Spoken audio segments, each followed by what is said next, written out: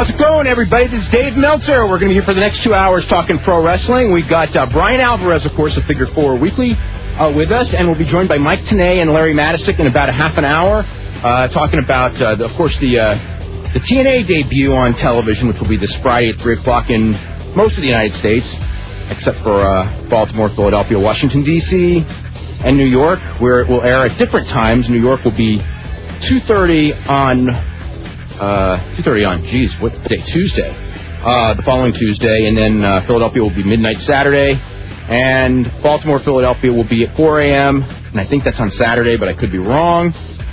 Needless to say, it will not be doing Bafo numbers in the Baltimore and Washington market, or perhaps any other markets. Well, also, of course, Larry MATYSIK, the longtime announcer from St. Louis, Booker, Sam Mushnick's assistant, will be talking about just what has happened to professional wrestling as we enter what is going to be a very troubling summer for the industry, I think. Bryan, do you agree with that? After I saw the Great American Bash card, I was certain of it. Well, we can talk about that card real quick. By the way, we have one line open. It's at 1-800-878-PLAY. You can also email. Bryan, are you at home? Can you take emails? Yep. Okay, We've got them already. So. Okay, you can email Bryan at WrestlingObserver.com. You cannot email me because I am in studio today. But I do have a bunch of emails from last week that we'll be getting to as well throughout the show. But anyway, really quick. Okay, this is the card for the Great American Bash. It'll be on June the 27th. It'll be from the Scope in Norfolk. Eddie Guerrero against John Bradshaw Layfield in a bull rope match. Undertaker in a handicap match against both Dudleys. Boy, when I watched SmackDown on Thursday, I saw that one coming. John Cena against Booker T for the United States Championship. Rene Dupree against Rob Van Dam in a flag match. Rey Mysterio against Mark Jindrak. Let's see, Rico and Charlie Haas are defending against Chavo Guerrero and Chavo Classic, which probably means there may be a new Cruiserweight champion, or there will be no Cruiserweight championship match. Well, I can't imagine Chavo Classic holding it all the way till June the 27th. And some sort of a beach competition with Jackie Gata and Tori Wilson against... Are they going to really be playing volleyball, or is it some sort of volleyball-style match? It's supposed to be a volleyball game, and I don't know that they've figured this out, but it's very difficult to... You can fix a volleyball game in that somebody can lose on purpose, but it's very difficult to work a volleyball game unless you're really good players, and I don't know that those four are good players. Larry MATYSIK, who's going to be guesting with us in about 20 minutes, actually knows quite a bit about volleyball, and I'm going to wait and talk to him about working volleyball games. So anyway. Alrighty then. Yeah, it's probably maybe not the right person to talk to, considering the volleyball he knows and the volleyball that will probably be performed on that pay-per-view. That's right. I don't know that they'll be even remotely close to the same thing. The spirit of WCW in this pay-per-view. They've taken the name and the essence. Yeah, they have, haven't they? Yeah. Okay, I got a question. You were pretty close, actually, when it came to the buy rate for the pay-per-view last week, or 2 weeks ago. It was 2 weeks ago. Well, anyway, what about, what's your figures for, what's your predictions for June 27th and July 11th? And just keep in mind, because we've got a pay-per-view June 13th. I mean, this is where it's interesting, because we've got a pay-per-view June 13th. Then we're coming back in 2 weeks, so that's going to be real tough. Plus, the show in 2 weeks is the one that we just mentioned, which would be tough even if there hadn't been a pay-per-view in 6 months. And then 2 weeks later, they're coming back with another pay-per-view. Well, this is the way I look at it. When WCW and WWF were both running pay-per-views, I don't think it really hurt things too badly to have one pay-per-view from each company during the month. It's not the same thing. It's not the same thing. But because they had different you got to remember, they had different fan bases, and this Raw and SmackDown do not have different fan bases. They don't, but I think that's what's going to hurt the SmackDown card more than anything, is that it's a horrible card. I don't think the fact that they're going 2 weeks after the Raw show and 2 weeks before the next pay-per-view is going to hurt them as bad as the fact that why would anybody want to buy this pay-per-view? I think they're both. I think that if all three shows had killer cards. I think they would do okay. Although, the one time I remember, where they tried to do a show a week later, of course that was how many years ago, but that didn't work. Was that a week or was that 2 days? I think it was like 6 days, actually. Because it was Tuesday. Right, and the other pay-per-view was on a Wednesday. Okay. Because the Wednesday before Thanksgiving and then the first Tuesday. Oh, that's right. That's back when they did the. Okay, yeah. I believe it could have been the Thursday Thanksgiving. Someone will correct us, real soon on the email. You can email us at Bryan at WrestlingObserver.com. But I remember it being, I think it was either 5 or 6 days later, and the second pay-per-view did half the buys of the first one. Mm-hmm. And if the June 27th pay-per-view does half the buys of the June 13th pay-per-view, there are going to be some unhappy people. I think that some people better prepare to be unhappy, by the way. Yeah. They got to do something about SmackDown. That's all I can say. And actually, we're gonna head to the calls. All lines are lit up. If you want to call us, wait until someone hangs up, and you can join us at 1-800-878-PLAY. We're going to go to Jonathan in Savannah. Jonathan, what's going on? What's going on, Dave? Not too much. Well, actually, that was my question about what to do about SmackDown. What to do about SmackDown? Put Vince McMahon on the show. Put Steve Austin on the show. No, and I'm deadly serious, because if they don't do something in a hurry, they're going to erode the summer. This is going to be the summer that is the WCW summer of that show.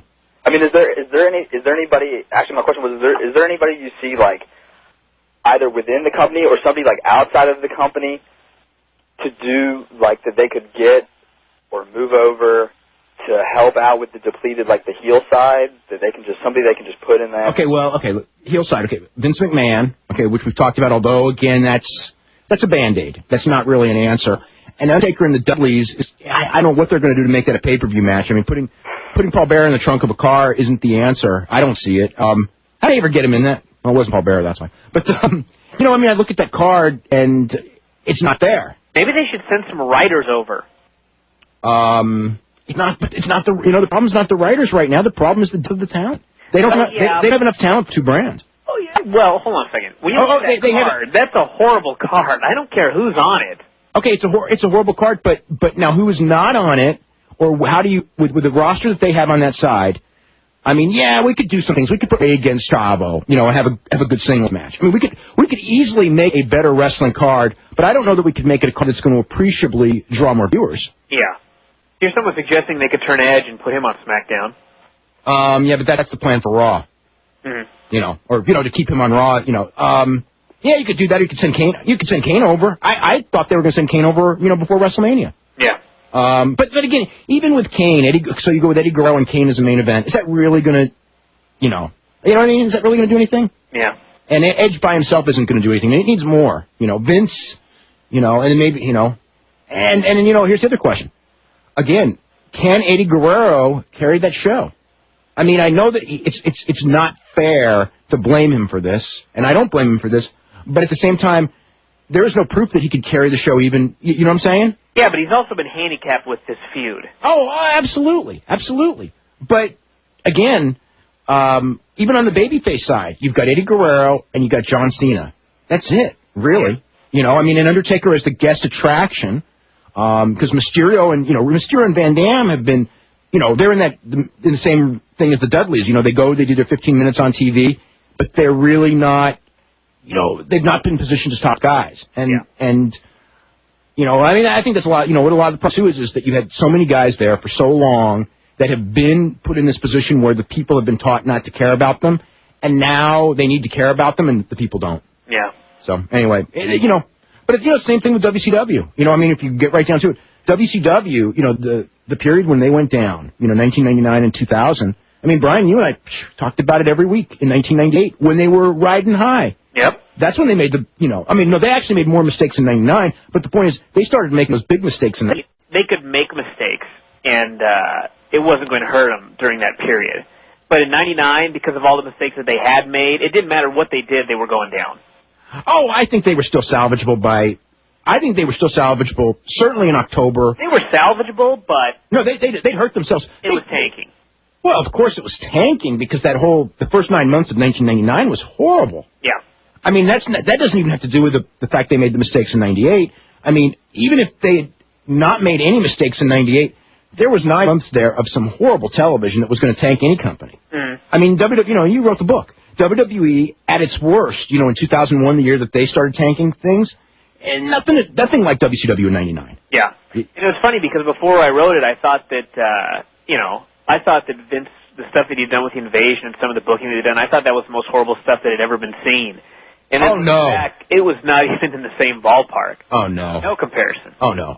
No. Some of that stuff that they did, and, the last 2 years of WCW, 2 years and 3 months, 2 years and 5 months, whatever it was, I mean, it's so bad that it boggles my mind in hindsight. It's almost an intelligent design because it's so bad.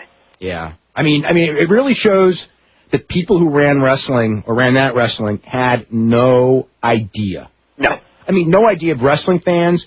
I mean, no idea. They were just... And they didn't care. I think they cared. I think they had no idea. I think it was, Well, remember the little survey dealie? No, they thought they were smarter than the fans. Yeah. It wasn't that they didn't care. That was Russo. I remember because the survey came out right before Russo, and Russo thought he knew more than everybody else. Mm-hmm. And I think he still does. I still think thinks he knows more than everybody else. And, and there's some people who believe that he does. Unbelievable as that sounds today. But that's another issue. Anything else, John? Yeah, there was a question. I meant to ask this like a while ago when it was actually more relevant about that kid. I think he's here in Georgia, like up in... the Maynard? Yeah, the Maynard kid on, like, what's he doing now and, like, how he finished, like, in state, if you happen to know anything. Yeah, I don't remember exactly. He didn't win state. I think he was about 12th in state, which is still unbelievable for, no arms. I saw that special on HBO and on... I never saw the HBO special. Everyone it was really good. Yeah. It was pretty... He's a big pro wrestling fan, too. But yeah, they showed that thing, I guess, on before Confidential when under. Yeah. He didn't place in state. He's not going to be wrestling in college. I think there's nowhere here in Georgia. I think at least it was D1. I think he's going to college, but I know he's going to college. I remember hearing about that, but I don't know what he's studying or anything like that. But I was really surprised that Cody Runnels, who was two-time state champion, Dusty's son, is not wrestling in college. He's done with his wrestling. That surprised me, and he's not interested as much in being a pro wrestler. I thought, for sure he was going to go pro, and him and his sister are moving to Los Angeles, and they're like a million other people trying to become actors and actresses. So good luck to them. Yeah. And just the last thing I want to say is I want to agree with you that if anybody didn't see that Eddie Guerrero thing on Wednesday. Oh, that's a great show. That was great. Do you know if they are going to be, like, if that's going to be included on that DVD or whenever it comes out? I am pretty sure. You know what? I will. Let me ask. Because no one's told me that officially, but I'm pretty sure that it will. But yeah, Brian, did you see that by any chance? I missed it. Oh, Brian. I know. That's the one show last week you really should have seen. Let me tell you, that was.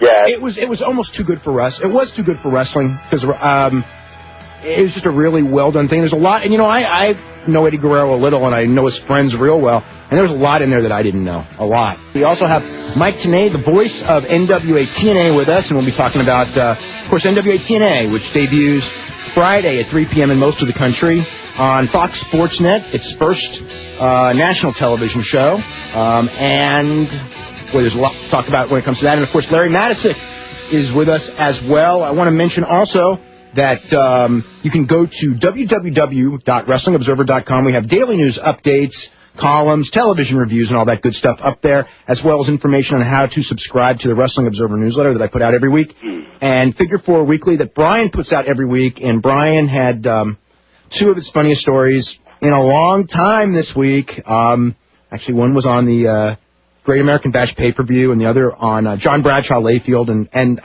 especially the one on John Bradshaw Layfield. That was classic, and I don't want to give it away. I just want to compliment you, even though I've already emailed you as soon as I read it about that thing. So anyway, so you can get info on that, and let me go through one letter really quick before we get... Actually, we got an email here I should mention. Okay, go ahead. The Tuesday in Texas deal was 6 days after the Thanksgiving Eve 1991 Survivor Series, so it was 6 days. Okay, oh, God. After all, I thought that those 3 years of... WCW fried my brain forever. I used to remember everything, and then, after those 3 years, I don't remember nothing until I read your book, and then it all came back to me. By the way, while we're on the subject of plugs, you can go to deathofwcw.com for information on how to get that book. Okay. This is from Derek, who says, what did you think about Hustle 3 a few weeks ago? You know what? The guy who sends me the Japanese tapes accidentally erased the Hustle 3, and since it was a pay-per-view, he didn't bother getting it. So I have never seen Hustle 3. He goes, I thought it was better than Judgment Day and K1 Roman X by a long shot. Now, I have watched Judgment Day and K1 Roman X, And Judgment Day was all right. Good, main event saved it. It was not going very well till the main event, obviously. And K1 Roman X, I thought was pretty disappointing, actually. I heard Goldberg was supposed to beat Kawada, but he got hurt. Any truth to that? No, that's not true. It was going to be a double countout. Was K1 better than Bushido? I like Bushido better. Really? Okay. Yeah, I think you'll like K1 better because it's shorter, explosive matches. I like Bushido a lot more than you did. Because I read your review of Bushido, you hated it. I liked most of the matches on Bushido, but the K1, it was just, all the matches were blowouts. I mean, if you like a big explosive, but I tell you, when we talk about that also, the Bob Sapp Vegeta thing, I just didn't enjoy that at all because it's just, you just getting kicked in the face with a shoe, and it was just like, I can see why he wanted out, and that was too much for me. Yeah, I didn't see the fight, but I saw some stills, and, Bob Sapp looked like just a big man off the street that was getting kicked. He looked like he totally didn't want to be there. Well, when you're getting kicked in the face with shoes, you want to get out of there as quick as possible. I don't care who you are. Yeah. That's not Bob. I mean, Bob Sapp, you take that away from it, it'll be a totally different fight. And I mean, that's just the rules, and that's the rules of the thing. There's some things that K1 needs to straighten out as far as rules go, and I think that if you kick someone, you shouldn't be allowed to wear especially on the ground. But you shouldn't be allowed to wear shoes. That's just my feeling because it created a bad situation. And I didn't think as badly of Bob Sapp watching it as I had heard and everyone else thought. But everyone wants to pick on Bob Sapp for there's kind of the jealousy thing, and also because he's not a very good fighter. Mm-hmm. But sometimes I guess the one thing on and then we'll get to Mike and Larry in just a second. But when it comes to mixed martial arts fans. And it just drives me crazy that they don't get it. It's like, they hate Bob Sapp, but they don't realize that it's people like Bob Sapp that make it possible for BJ Penn and these guys to make money. Yeah. They don't, they think that, like, open the doors to the Tokyo Dome and say K1 and you're going to get all those people and just put this thing on television, you're going to draw all those ratings. It doesn't work like that. That's why there's reasons that they have the freaks. And, I mean, they overdo the freaks, don't get me wrong. But Bob Sapp was the first freak that took this thing back after it was going way down after the death of Andy Hoog and turned this thing around and made it bigger than ever. And, I mean, it'd be like when I was, in the 80s, okay? I mean, I didn't like the Hulk Hogan brand of wrestling. I wasn't particularly a fan of Hulk Hogan's matches, okay?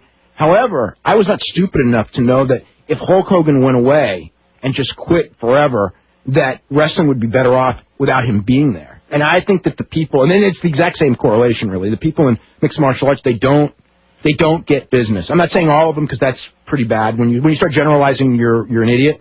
But I think there's an awful lot of people, that I read who were just so happy, that Bob Sapp is, got beaten in a bad way and in a way where, it's going to hurt his drawing power. And they're like, great, now let's get rid of him forever. It's like you don't get business when you say things like that. Okay, is that good? Great. All right, Michael. How are you? Guys, how's everybody doing? Hope you're all having a great holiday weekend. I know it's kind of the quiet before the storm, I guess you'd say, for everybody associated with TNA with the big program, the Impact Show, debuting this Friday, June the 4th on Fox Sports Net. And just great to talk with you guys, and great to be a part of the show with Larry MATYSIK. Okay, and Larry, how are you tonight? Doing all right, and thank you, Mike. Congratulations to you guys taking the big gamble. And you mentioned about the storm. Well, we just had the storm, so if you lose me for a minute or two, we have no power. I'm sitting here. Oh my God. Soon to be in the dark, but then again, I worked for Vince McMahon in the WWF here, and I was in the dark there almost the whole time. So there's no big deal. I'm glad you made that correlation there between Hogan and Sapp, because I was thinking that myself. I wanted to mention that. And really, it is so much the same. I mean, we can gripe about the so-called big star, but I heard many a wrestler. Larry, just to interrupt you. It's funny because the guy drew houses. Of course, then there's the Vince McMahon side of it saying, yeah, but I made Hulk Hogan. I gave him the chance. Well, and she made Bob Sapp, but the bottom line is that, for every Hulk Hogan and for every Bob Sapp that hits it to that level, Vince McMahon and Ishii will try 15 guys. At least. For every Hulk Hogan, think of how many flops we've had, between, Lex Luger and even like a Bret Hart who wasn't a flop, in many ways, but certainly never, was going to be a Hulk Hogan. I guess the question for Mike is, who's TNA going to have that maybe breaks out? Because they will eventually need somebody like that. Well, I don't think there's any question that that's exactly what we need. We need that kind of a mainstream media star that the people really latch onto, I think would be terrific for us. I think in the interim, we really need also just to expose our product that we have.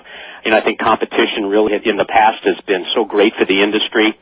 And we're really thrilled to finally have this national cable TV outlet, really to show the world our product, to show the world talent like an AJ Styles, like the new NWA champion Ron the Truth Killings, like a tag team, like an America's Most Wanted, like the stars of the X Division, like an Amazing Red, a Frankie Kazarian, and the international stars of the X Division that we just had from the U.S., Mexico, Canada, and Japan competing in the World X Cup. So I think you called it a gamble earlier, Larry, and I think that's a great way to put it. And I think for TNA, I think the time is right for that gamble.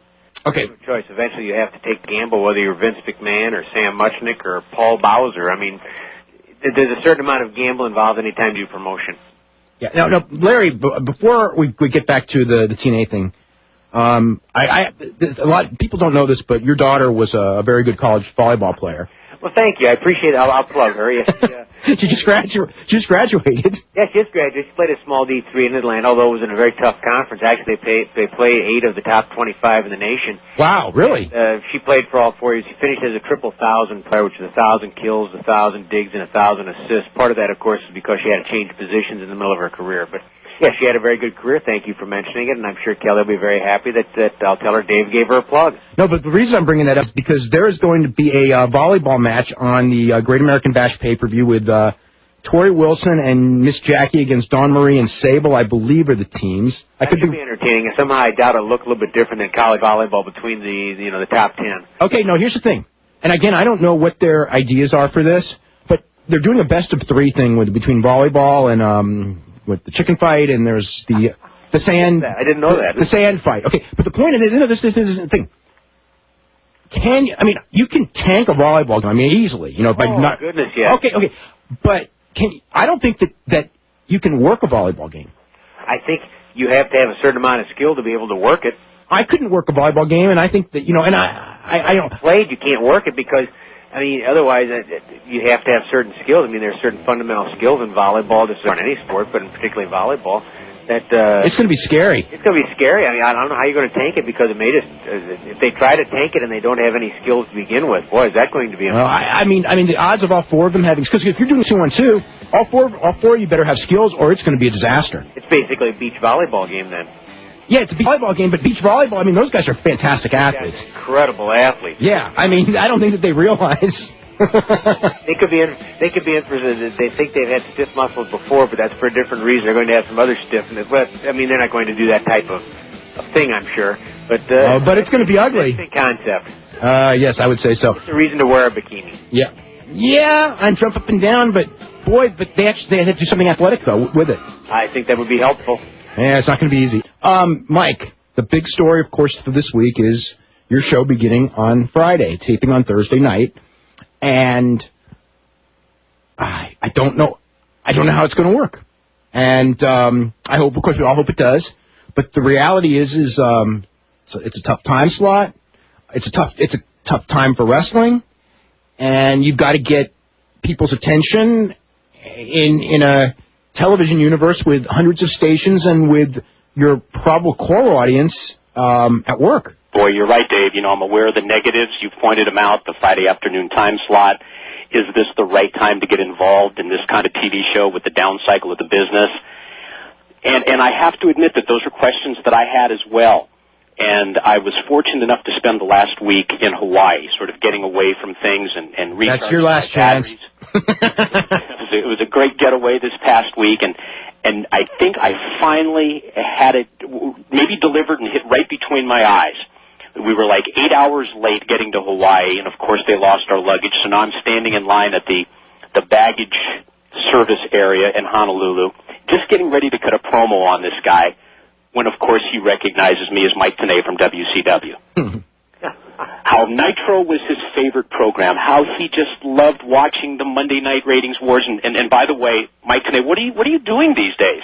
Well, you get that all the time. I get that all the time. This was just, I guess, maybe driven home even more so because it was the most frequent, the last time that this happened to me. Yeah.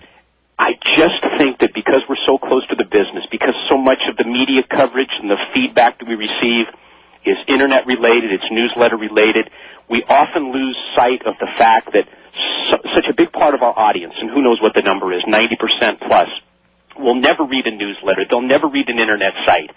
And we lose sight of the fact that the masses just, need to know, number one, that we exist. Oh, yeah, of course.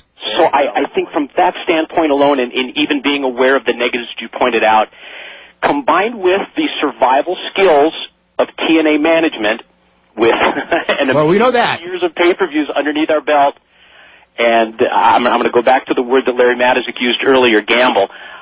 I think that it's the right time for TNA to make that gamble and to let the people know about our product, let the people know about our wrestlers. And I think this is the jumping off point. This is the hand that we're dealt, this time slot on Friday afternoon, and we need to make the best of it and possibly, hopefully, get moved to a different time slot and go from there. Well, we all know that this is not the this is not the answer. That the best case scenario is that you do well in this time slot and you up your profile and you get to a better time slot, but you're also on a tough network wherein the best time slot is almost a disaster because of all the preemptions.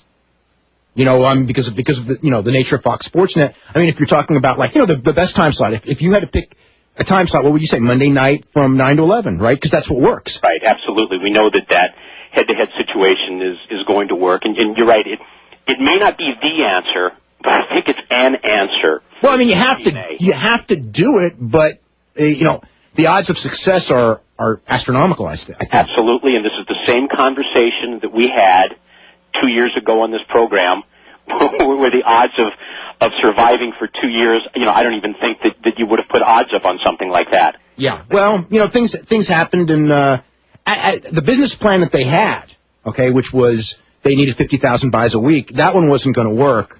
But it did survive for 2 years because you got the Panda deal, and but at the same time, it's like you have to, at some point, the thing has to either make money or, if nothing else, show enough of a sign of life to where the owners can go, we're not losing that much money, and there is light at the end of the tunnel. But there is light at the end of the tunnel, and what the risk of this, as we both know, is that will this sour them if they come back with low ratings and go, oh my God, there is no light at the end of the tunnel, or are they going in with the idea that we know that this is not the answer, but it's a step in the right direction, and our plans are for 3 or 4 years down the line. We're not worried about the next 6 months. Because if you're worried about the next 6 months, and you're sitting here thinking we're going to double our buys on pay-per-view because now we have TV, that's where that could be a real major problem for the company. If the idea is we're building something for 3 or 4 years or 10 years down the road, because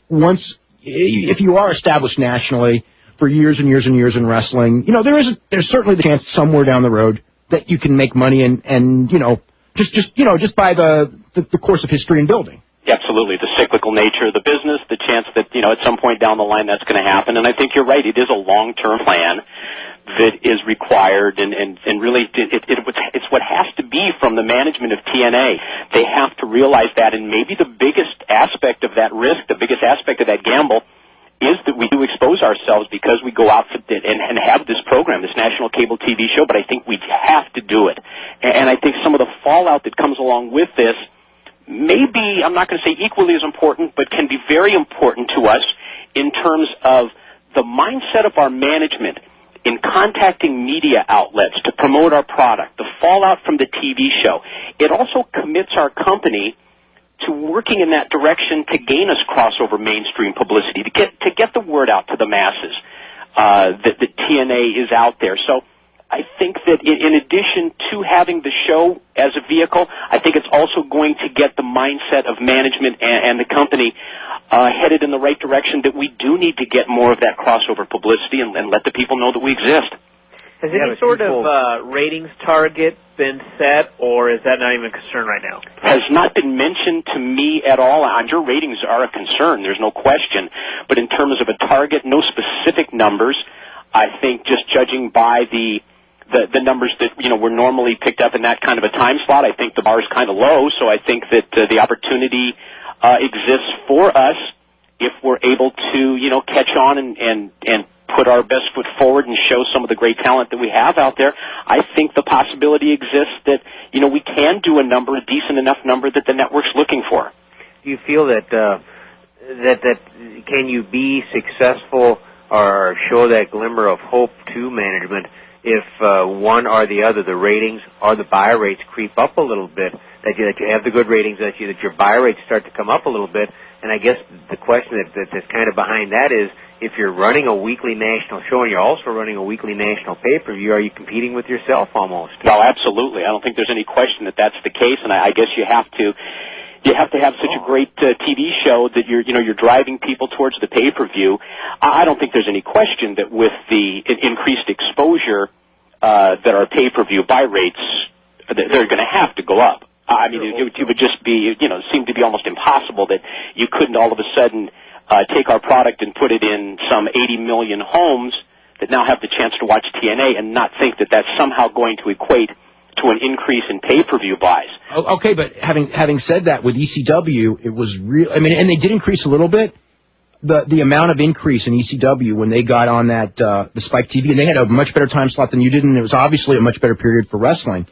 But the increase was not really there. Strong. Okay. I'm not sure. I don't know at that time, were they as established as we were or less established, do you think? ECW, I think they were way more established. Okay. I mean, I think they certainly had a bigger fan base. Okay, maybe they had that advantage going in too, because we're really just trying to expose this product. Like, say, here was a guy, and again, it happens to me every week, but here was a guy that had watched wrestling for 30 years, knew about the history of Hawaiian wrestling, knew about all the wrestlers from WCW, no longer watches Monday Night Wrestling, by the way, which is also...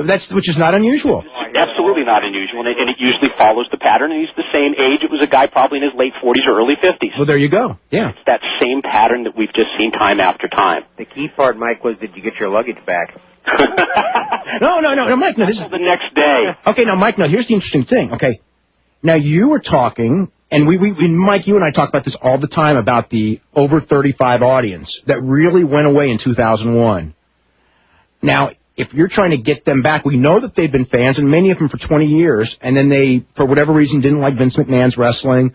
And we know they're out there. I mean, I think that's what Jerry Jarrett was banking on when he started this company. Right. Was the idea. But you haven't found them, and how to find them and how to get those people. I think for the most part, it's what I said earlier. If you think about that fan that is, whatever the number is, 40-plus years old, 40 to 55 in that range, I don't think that the majority of them really even know that we exist. No, they don't. That's the newsletter or the Internet reader. Yeah. No, they're not. They're not. And they don't know you exist, and those are the people that you need to hook and also come up with a good enough product to bring them back because... they want to be fans, but they're also... I mean, I sense that from every conversation that I have with people. They were fans. They want to be fans. They've been turned off to the product. But they're disjointed from the product completely now, though. And they don't... And the other tough thing is that the guys you're selling, like they'll kind of watch it, I would bet, when they watch, like, say, Monday Night, the guy who... They kind of get a kick probably out of seeing, like, a Ric Flair. I mean, like, to those people, that's where you probably... A Dusty Rhodes... Something like that probably more valuable, yet we all know you can't rely on someone like that to build your company either, but, But the whole key is to have the Dusty Rhodes in that kind of a position so that it catches their eye, and at the same time then introduce them to AJ Styles, introduce them to America's Most Wanted, and, try and hook them. So there's no question that you need that recognizable figure like a Dusty Rhodes, like a Jeff Jarrett on your show. Bobby Heenan. Like a... Hey, preach into the choir. I know. But that's just, but that's one of the things. I also want to plug something. In the month of July, we're going to have Mike and Larry back for what was one of our most popular shows that we ever did. And we may have to do two shows because we didn't get it done in one, and there's no way we'll get it done in one next time either, which will be Hall of Fame. Because, Bryan, you and I are going to have some major headaches, but the Hall of Fame's coming up. But actually, we'll have fun with it this year. I want to go to Alan in Deerfield Beach, Florida. Alan, what's going on? Hey, Dave. How's it going? It's going good. I had a question for Mike. Who does he think is responsible primarily for the destruction in WCW? That is the poll question, isn't it? Huh? That is the poll question. Yeah, Mike, you were there. You know more about this probably than Russo, Hogan, Bischoff. Than almost anyone. I mean, what are my choices on the poll? Well, it's not so much the poll, but I mean, you don't even think. Well, I mean, let me throw one out there for you, Dave and guys. The guy who's at fault was the guy who ran, whoever was in charge of the company, because he was unable to put somebody in charge who actually could take charge and had a philosophy of how he wanted to run it. So it's really not Hogan, it's really not Russo. They were just hustling like all wrestling people do. Then it's Brad. Then that's Brad Siegel, right, Mike? Well, Brad Siegel, I guess it was under his watch, I guess you would say, when the company went out of business. But I mean, at the same time, I think it's what led up to that. I mean, you can't just totally place the blame on Brad Siegel. I don't. Well, there's no one person. That's the key. That's why it's so tough to give that one specific answer. It was that combination of things. And yes, as I stated publicly many times before, that I feel that Vince Russo certainly played an important part in the demise of the company. And certainly, to a certain extent, Eric Bischoff did in his time when he was in charge. So I think it's just too easy to put all the blame on one person. It was a team effort. And certainly too easy just to say Brad Siegel. Did you see the Randy Savage interview on the Game Network, IGN? No, I did not. Okay, he called out Hogan again, disparaging remarks with, he's not a man, blah, blah, blah. Is this some sort of a collusion between them? Or No, it's not. It's not. They don't like each other. I mean, let me say this. It's not a work. It's not a work, but if they had the opportunity to make money, I have no doubt Savage would do it. I don't know where Hogan's head is at right now. I mean, there's certainly a couple of years ago he would have done it. Mm-hmm. Right now, I'm not sure he would. I'm not sure Hogan wants to do much of anything other than, I think if Vince called him, he'd go. But as far as anywhere else, Hogan isn't so anxious to make any move. And the reason I say that is he wasn't in the last New Japan Tokyo Dome show. So that tells you all you need to know about what Hogan wants to do in pro wrestling. Okay. And also, Ric Flair's book, just real quick. When is it coming out, and who is he really ripping apart in there that you said in the Observer, to read the Observer? I mean, Foley, July, comes out first week of July, and I don't know a lot about it. I know the people who wrote it, and but Rick, I think in Rick's mind, Rick is it's going to be very interesting, the reaction to this, because Rick, in his mind, is getting back at a lot of people that he kept quiet about for years and years and years. I don't know that it's going to come off well, but maybe it will. Maybe it'll be a great book, because he certainly has the experience. Except for Terry Funk, I would think that of all the people involved in the wrestling industry, or Vince McMahon, I think that Ric Flair and Terry Funk would have the most experiences in the most different places to where they could have the most interesting book. I mean, you guys got any ideas as far as like guys who, if they remembered everything and told the truth, would have the best books that are out there? Those would probably be the top two guys. And then even if Vince writes a book, you're never going to hear the truth anyway. So that's true. Hogan and Bischoff, are those the prime candidates he's ripping on? Or you don't know? Not Hogan. I mean, not much on Hogan. I mean, he doesn't dislike Hogan at all. I mean, there might be a little bit, he made a little bit here and there on Hogan, but I don't think it'd be anything serious. Bischoff for sure. He hates Eric Bischoff. So he had some problems with Hogan, or never? Oh, I mean, not big ones, no. I've never really heard Rick. Rick doesn't dislike Hogan at all. Question for everybody here. Over the years, and the various wrestlers that knew him, I've really never heard many guys come down on Hogan. Privately, I've heard a lot. Have you? Okay. Oh, especially in the WCW years, everyone did. Well, yeah, by then, that's a good point, because none of the guys at WWF. WWF, well, he carried the company for those years. You can't say money for him. Yeah, and he made money for WCW for a couple of years, too, but, when it was going down, there were a lot of people who had a lot negative to say about Hogan. Yeah, when it was going down, it was easy to point the finger of blame. Yeah. We're going to go to San Antonio and Ed. Ed, what's going on? Hey, guys. What I'd like to ask Mike is, what are the chances, especially now that you're going to TV and you want to impress as many people as possible, the chances of you guys bringing back Hoovy and Teddy Hart? Well, I think that the door is certainly open for Teddy Hart, from what I understand, to come back at some point. I think the situation with Hoovy, well, I don't know. I guess the possibilities are there, but it would seem to me, just judging by the reaction that I see from people in management, that they're more than happy with not having to deal with the problems that go along with Hoovy, and at the same time having a pretty darn representative team from Team AAA that we've had on our World Cup pay-per-views. So I'm guessing when it comes to Hoovie, maybe the downside is too strong for the upside that he brings, but I think the door's still open for Teddy Hart. It's too bad because, of all the guys that you've had on your show from day one, Hoovie might be the most talented of any of them.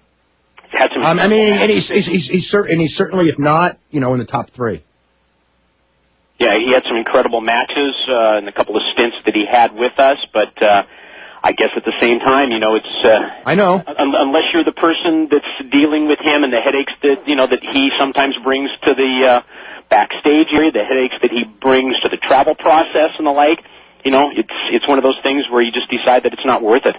Well, with Hoovie, Hoovie calls Jeff Jarrett up all the time, and Jeff never returns his calls. And I think that tells you, their feelings. And also, there's a political part of this, and that is that, AAA sends wrestlers.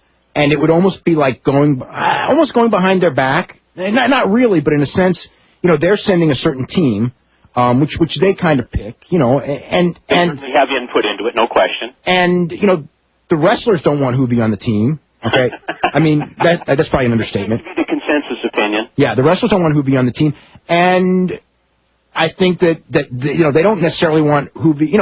Jerry Lynn doesn't want Hoovie on the team. I know that. Understatement. So he made a lot of enemies, and no one will deny his talent, but he's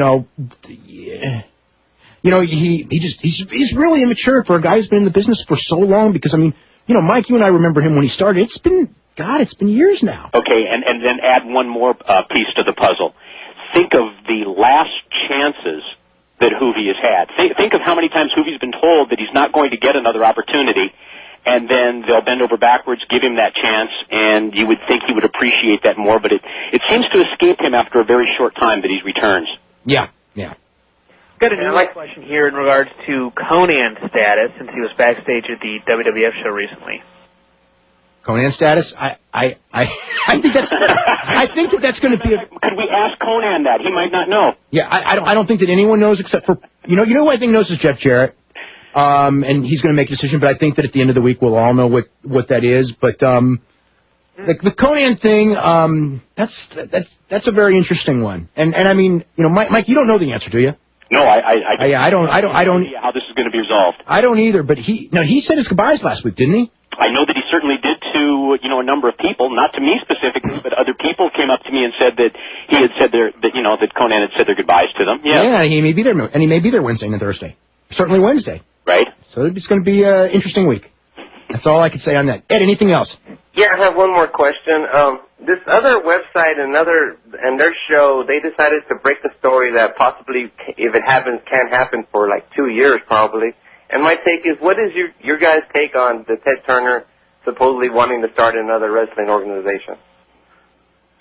It'd be the greatest thing for wrestling if he wants. Ted can start an organization tomorrow. One of the things that everyone's saying is that there's a non-compete. No, there's definitely a non-compete as far as TBS and TNT go, and all of the Turner networks. They cannot run a wrestling show. That's through 2006. Through 2006, yeah. Now Ted himself, Jeff Jarrett and Jerry Jarrett had a meeting not with Ted personally, but with Bill Shaw before they ever started. So Ted himself, if he wanted to go into the wrestling business, he could do that now. There's no time frame on that, and would he have the interest?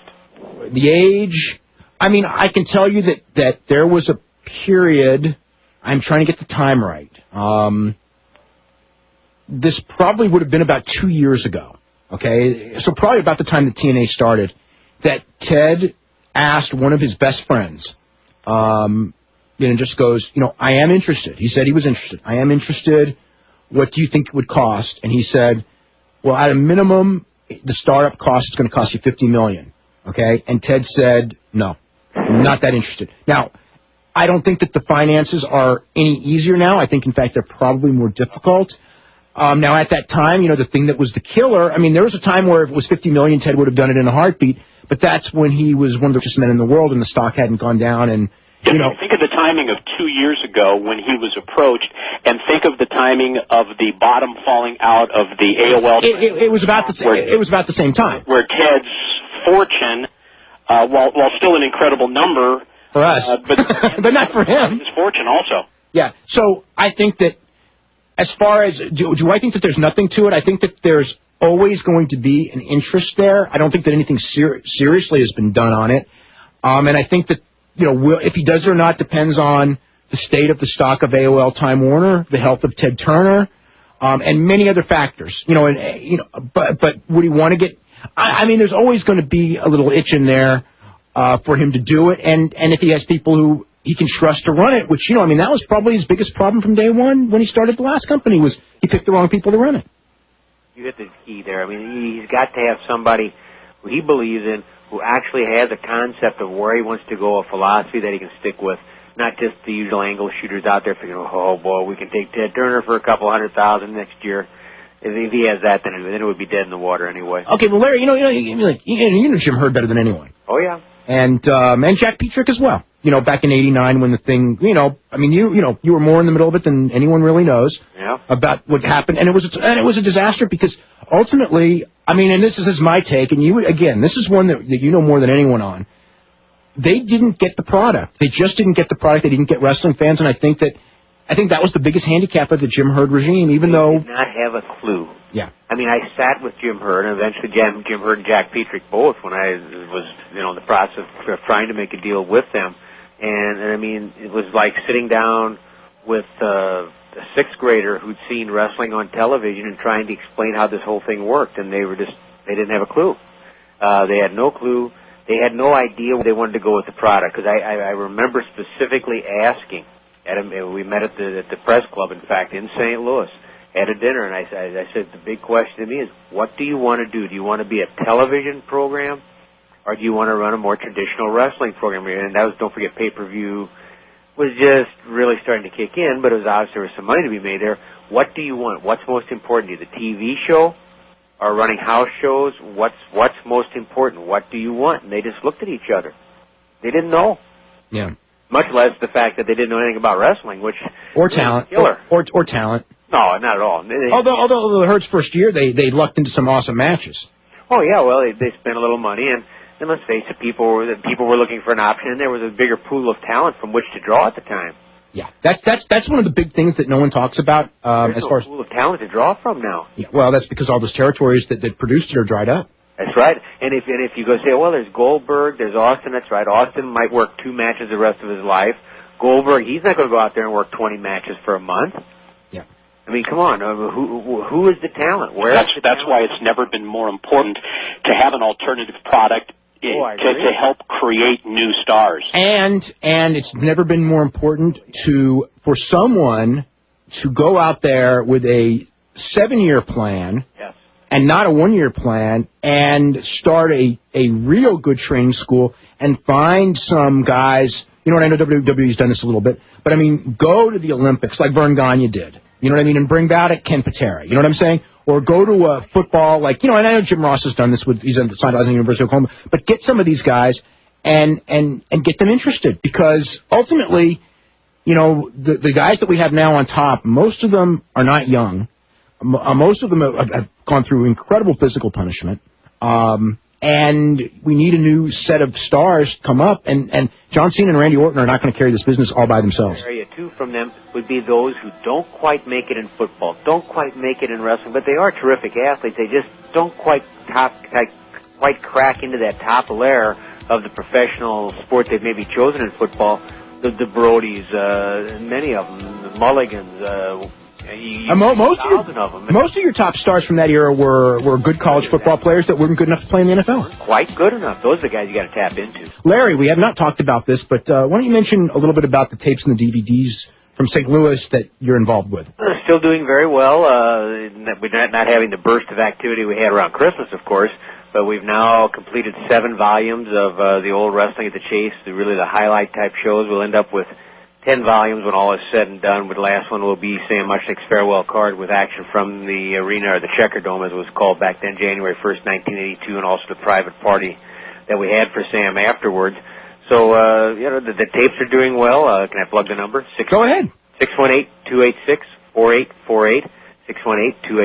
618-286-4848. Each tape or DVD is about 2 hours long, and all the big names from 78 through 83 when the world changed. And I'll say the world changed quite a bit then. But we've also worked on Volume 7. We have an interview with Von Roschke when he came in where I was really pleased with it. I didn't know if it would be that good or not. It turned out it was hilarious. So he really had a good personality. We were lucky to bring it out. And then on Volume 8, when we do that probably next month, we have a current up-to-date interview with Jack Briscoe, and that was also very good. So. Now, I don't know if you get access to this, but remember when you did that show on Wrestling at the Chase that was it actually won some award? Yep, 2000, fall of 2000. Yeah. I mean, there were some great interviews, with Luthez and some of those people. I mean, is there any way to get access to some of that tape? Or I know that KPL... Actually, I have all the raw footage from all the interviews. We had Joe Garagiola, Luthez in particular. We talked with Lou for close to an hour. I had almost a 2-hour interview with Harley Race. Just various interviews there. Yeah, I'd have to check because technically those were taped by KPLR, so in theory those would be their KPLR TV. Those would be product belonging to KPLR TV. It'd be interesting to try to put something together out of it, especially the Thez material was amazing. And the Joe Garagiola material. It's funny in doing the book, and I've been very fortunate that Bob Costas and Joe Buck are both going to do some plugs for me on it. What Costas brought up in particular was he felt that Joe Garagiola is probably the most underrated, not respected nearly enough sports commentator in this country over the last 40 years. Because here was a kid from the Hill in St. Louis, the Italian neighborhood. All he did was graduate from high school. Ended up the host of the Today Show on NBC TV. Ended up Johnny Carson's #1 sub on the Tonight Show.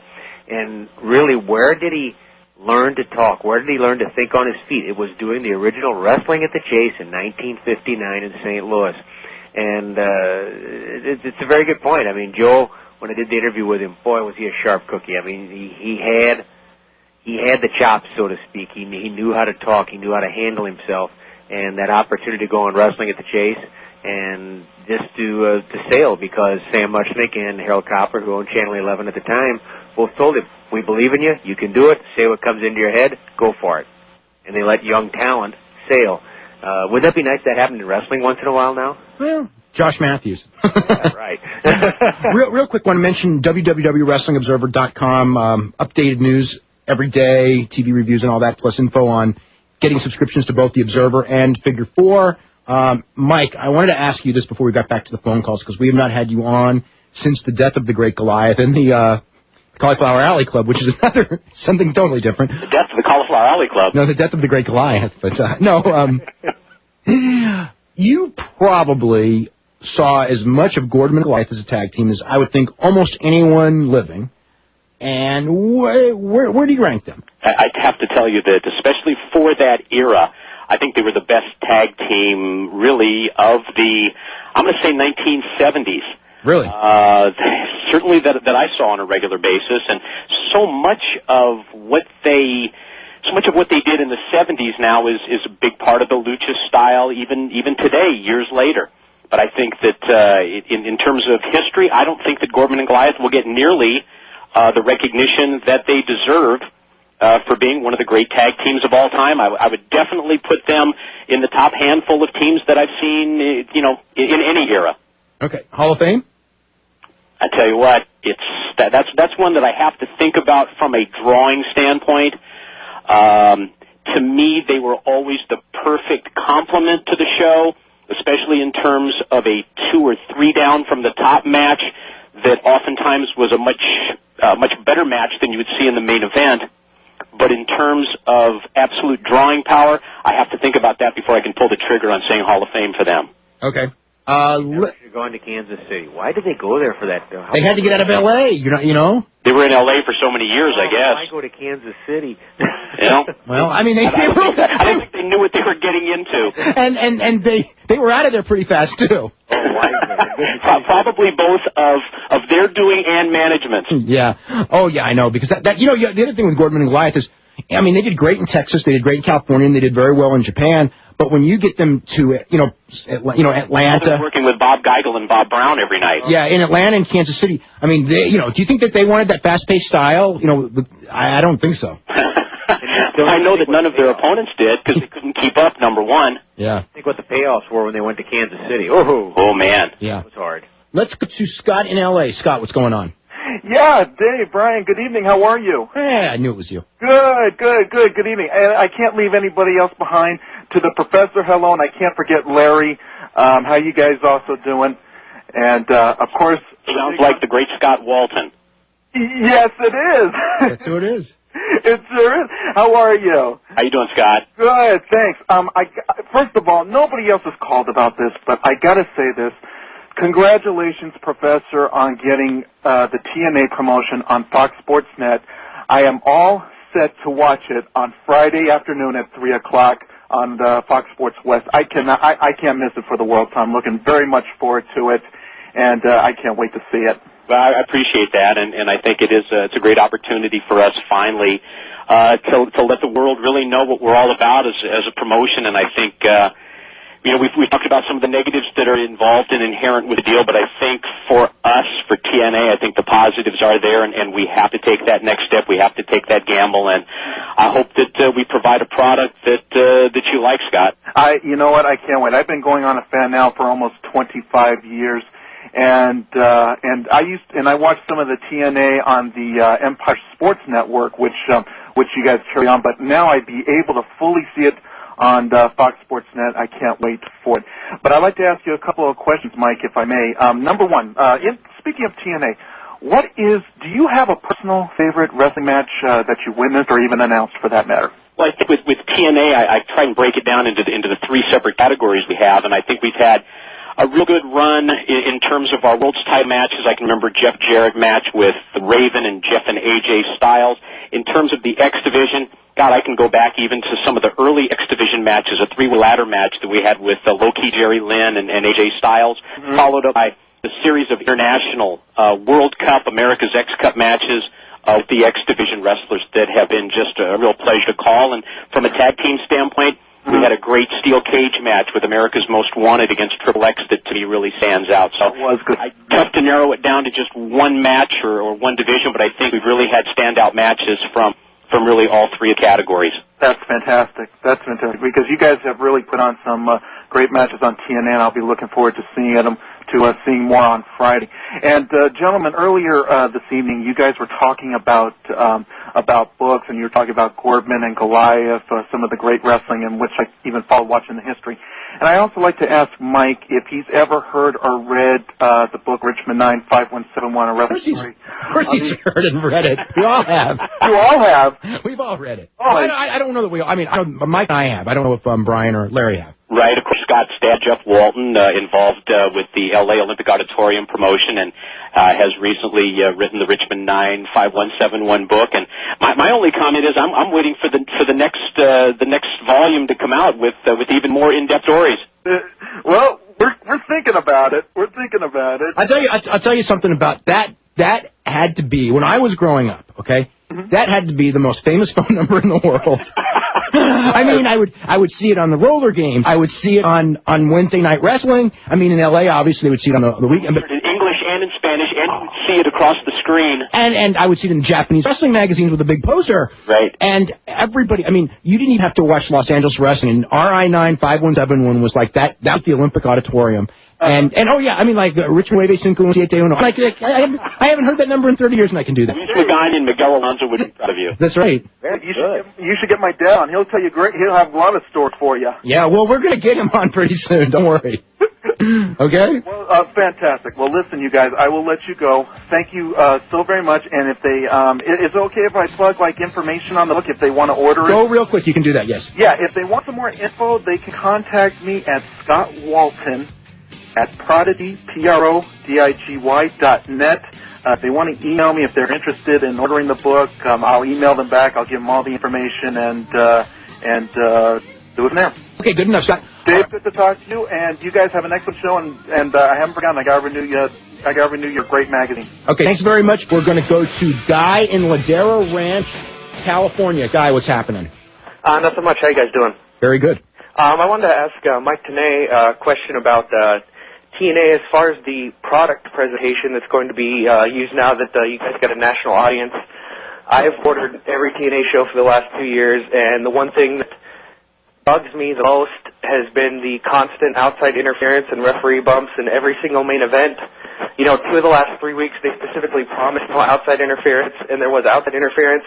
And I seem to remember a major gripe from the 1 Cent show from all the people that ordered it was that there was outside interference in just about every match.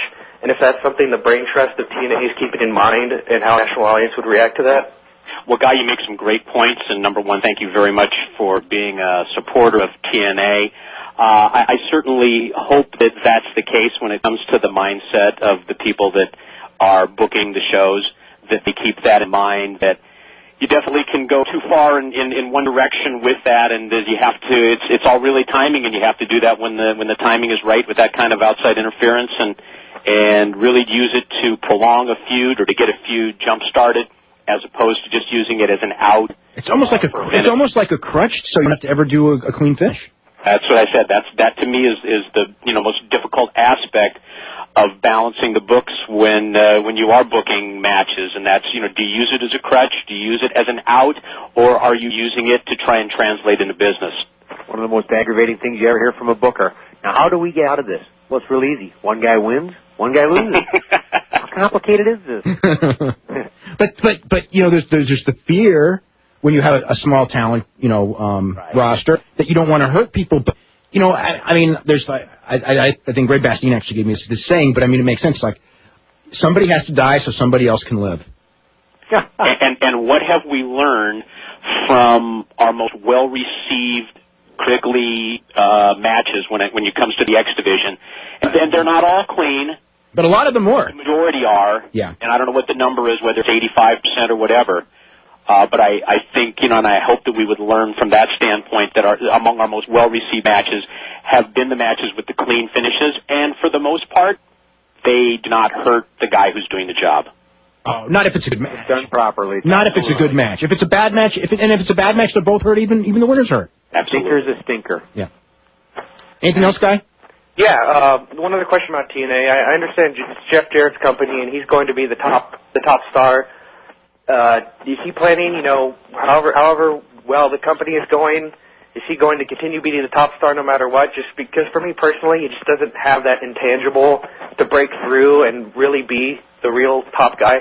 I mean, he's just going to ride that horse until it's dead, or do you think he'll replace himself if he feels it's not going as well as it needs to be? Well, I think when we talked earlier about recognizability factor and what you need to have, really to fill out your roster, you need those individuals who are recognizable. And one thing that you have to say about Jeff Jarrett is that he certainly has, plenty of time in that national television spotlight. He is one of those names that people recognize that have not been following our product for the past couple of years. So I think it's necessary that Jeff remains, an important part of the product from that standpoint. And the other part of the question that you asked, I think, is really up to Jeff. Seeing when that time is right to put somebody else in that top position. So, I mean, that's a decision that obviously he's going to have to make, but I think it's imperative that we use him, especially because of, that Q factor, that recognizability factor that he does bring to the wrestling fan. Yeah, I agree. He should still be a top guy, but seems he just doesn't come across to me, that top guy. But anyways, one last question I had is maybe for Dave can answer this. Is Ultimo Dragon saying he's coming back to WWE in the fall just a nice way of saying I'm not coming back?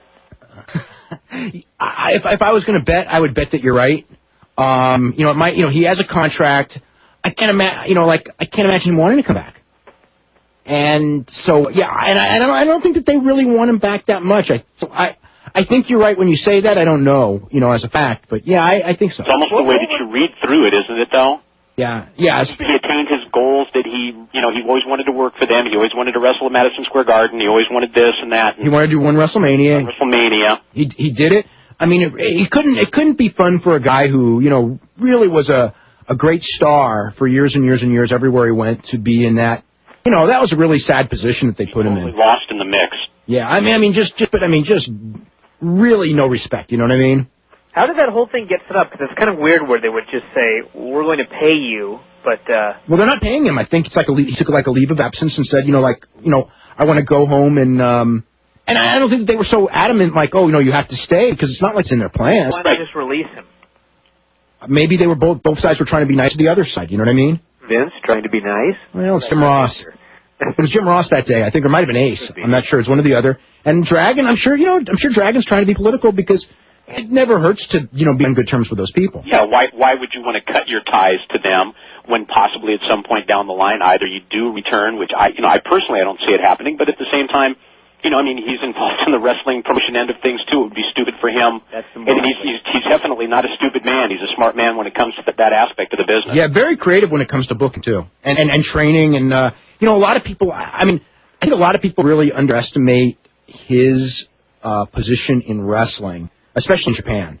Because I was there in '90 when some of the stuff happened, but there's a lot of companies, Michinoku Pro, Osaka Pro, Toriuma, obviously. None of these groups would be in existence if it had not been for Ultimo Dragon getting Lucha Libre over in Japan. He really was the pioneer in bringing that style to Japan. Yeah, Mil Mascaras was the one who brought it there, but Ultimo Dragon was the one who brought it there as a whole show. Mil Mascaras was just like, and Satoru Sayama too. There's one match on the show, but Ultimo Dragon was the one who spearheaded the idea, was the one who got over the fact that a pure Lucha Libre product can work to a degree in Japan. It's been around for... Michinoku Pro celebrated its 10th year, so that's a long time. Any reason, do you guys know why Ultimo Dragon seemed to be one of the few cruiserweights that actually wasn't buried in WCW as compared to WWE? Was it the Japan connection or something like that? I think that they recognized that he was good. And he was younger, he hadn't been hurt. And he was a better... Great matches. Yeah, he was a better wrestler then, too. And WCW had more respect for the cruiserweights, even though they killed him, when Russo came in. Like the Billy Kidmans and people like that. Where was Billy Kidman a bigger star, WCW or WWE? And think about when Dragon was there. Look at the people that he had to work with, whether it was Dean Malenko, Chris Jericho, Juventud Guerrera, Rey Mysterio. You can go on and on with, a list of a half dozen incredible talents that he could have matches with in WCW. Yeah, and that was spotlighted. They devoted more time to the cruiserweights. So that was the deal. All right, well, that's all I had. Thanks a lot, guys. Okay, very welcome, Guy. Thank you very much. We're going to go to Dave in New York. Dave, what's going on? Hey, good evening, guys. Good evening. I hope you don't mind if I digress. I just would like to talk about the Chris Benoit versus Edge match upcoming at Vengeance, the July Raw brand pay-per-view. Yes. And a few nights ago in Manchester, Ric Flair was getting cheered, and Edge got booed, and Edge turned total heel for that night. I was wondering if Edge is going to turn heel outright for the July pay-per-view. And if so, I was actually the person that emailed Bryan earlier and suggested that Edge can jump to SmackDown. And if the Benoit program is only going to be 1 month, perhaps they can run an angle where Edge hurts Benoit, setting him up for Triple H, and Edge gets thrown off of Raw, and Angle brings the SmackDown to take care of Guerrero. I was wondering what you thought of that, Dave, and the other guys, too. If he gets over strong as a heel and leaves with enough heat, it can only help SmackDown, yeah. And I like that because he's not so strong as a babyface on Raw where losing him would be a kill at that company. So, and again, yeah, I'm all for anything that's going to help SmackDown on the heel side. So, yeah, And we've already seen that the Booker T experiment, at least from my standpoint, doesn't seem like it's working. Not at a top level. I don't feel it at all. I don't either. So I don't know that Edge is the guy, but it doesn't sound like the worst idea. Doesn't agree on Edge though. He's untouched at this. He really hasn't done a bunch of jobs. He hasn't wrestled for the last year and a half. So he at least looks a little fresh as opposed to just the same thing being recycled with a slightly different gimmick. He's fresh, but when he came back, I don't know if he can get over. I agree. Yeah, when he came back, and this is the thing, it wasn't as big as I expected. I don't know what it was. I think that maybe he came back, he was hurt, didn't have the good match with Kane. People didn't really get behind his beating Kane. I think they weren't ready for it. They weren't ready for the mega Edge push. But he's a good wrestler. I like the idea. I think it's all about what they do with him, right off the bat. Yeah. They could have done something with Booker T when he jumped over, and they just ruined it. Well, they did. They tried. It was a real dumb idea, though. No, because I think if they were really going to do something, they should have really tried to push him out of the gate. You mean beat Undertaker? No, just put him in a feud with Eddie. Yeah. Because that thing was tailor-made for a feud with Eddie, and they put Bradshaw in there, and then the thing with Booker, just next thing you know, he's being squashed by Undertaker, and it was just dead. If he'd come in and beat Undertaker, would have sure helped him. And now they're going to sacrifice the Dudleys? It's not sacrificing the Dudleys. The Dudleys are a tag team. I mean, granted, I don't like the idea of Undertaker being both at the same time, but the Dudleys aren't that big of stars where feeding them to Undertaker will make them any worse off than they are, or obviously not going to make them any better off either. But they've been placed in the main event on SmackDown several times over the last. Yeah, but they're not. They're never going to be guys at the stage of the game. I didn't say never because you never know, but I don't see them guys at this stage of the game that are ever going to anchor the promotion. So if they were to beat or lose to Undertaker, I don't see that hurting them as much as like hurting Booker, who was, I think, had a little bit more singles top of the card potential than those two guys do. The thing with Dudley's too, if they've been on top the last several weeks, what's happened to the ratings? The idea to draw money. Well, it's everyone in brand though. Well, yeah, granted it is, but by the same token, they didn't turn it around. Well, they can't. It's just like, and Eddie can't either, and he's the big star on that brand that's there every week. But he can't turn it around. They need more. They need people to believe that it's an A show. Right now, everybody believes it's a B show, and that's the killer. Is that the fans? I think the fans believe that Vince McMahon is starting to think of this as Sunday Night Heat. Yep. And once the fans think that, it's like, well, if it's not the A show, we don't need to watch it so bad. We only had Booker tell us that for 4 or 5 weeks. That didn't help. And the ratings going down were right around the same time, weren't they? Yeah. Surprise, surprise. Yeah, and we talked about that right when it happened. Basics of Wrestling 101. Yeah. And Mike, real quick, you're going to have to explain the King of the Mountain match, which is the main event on Wednesday's pay-per-view with Ron Killings defending the NWA title against Jeff Jarrett, AJ Styles, Chris Harris, and Raven. King of the Mountain match, in essence, a reverse ladder match. The one champion, Ron the Truth Killings, comes into the ring, brings the championship belt with him. When you defeat one of the other men by pinfall or submission, that wrestler, the wrestler that loses, is sent to the penalty box. The winner, the person that scores the pin or submission, then has the opportunity to take the championship belt up the ladder and position the belt above the ladder and become King of the Mountain. The wrestler that's successful in doing that, of course, the other wrestlers are going to try to deny him the chance to hang that belt, but the wrestler that is successful is the King of the Mountain and becomes NWA champion. Also, 2 other title matches Wednesday. Frankie Kazarian against Amazing Red for the X Division title. Kid Cash in Dallas to defend the NWA tag belts against James Storm and the American Dream, Dusty Rhodes. And don't forget the Friday Impact debut, 3 o'clock on Fox Sports Net. Okay, we're going to go to Pensacola, and Jeff, you're going to be probably our last caller. Jeff, what's going on? Not too much. How you guys doing? Doing pretty good. I got 2 questions for Larry MATYSIK. The first one was in the Knoxville area when Bob Roop and Ron Garvin and others split away from Ron Fuller Southeastern Promotion. Mm-hmm. Where was the NWA coming in to help them like they did with the Georgia All-South split? Basically, I think what the NWA at that point wanted to do was try to avoid the entire issue. The whole Tennessee operation had caused so much headache for Sam Muchnick. Basically, he just hoped that they would get through the thing without anybody shooting somebody or beating somebody up. I think he basically tried to ignore the problem. And then, did Ron Fuller ever petition the NWA for a world title for any of his stars? Not that I'm aware of. Not that I'm aware of. If he did, it was pretty well ignored. I really never heard anything that he did, though, to be honest. Okay, thank you.